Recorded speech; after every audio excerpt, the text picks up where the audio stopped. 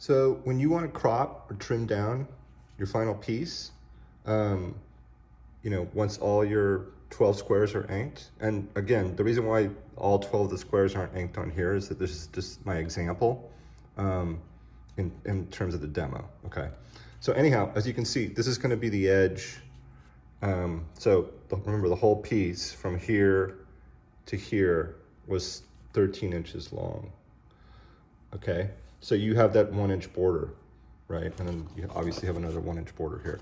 So when you want to trim this down using your exacto knife, what you want to make sure you do always, this is going to be for every single project that we do in class, is with your exacto knife, always make sure that your exacto blade is really, really new and not dull.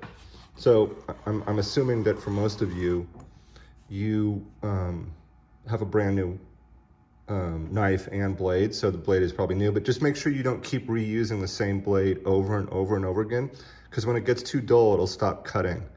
It's also kind of dangerous.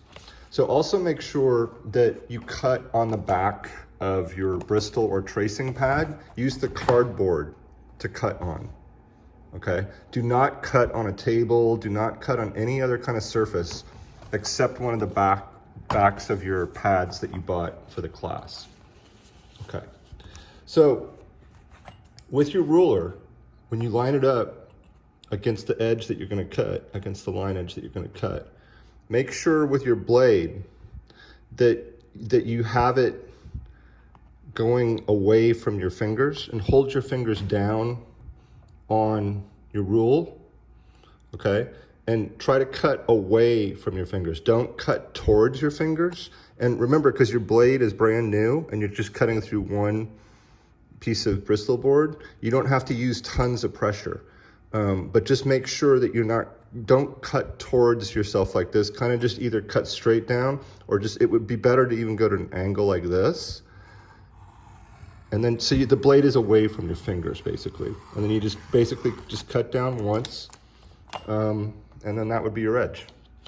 Okay, so again, just make sure that when you're cutting, you're gonna line up your ruler like this, hold your fingers down on the ruler like this, okay? And then don't cut towards your fingers, cut either straight, just vertically, or just slightly away from your fingers. So the blade's kind of facing out that way a little bit more, okay? And then you basically just cut, it should just cut through once, all the way through, okay?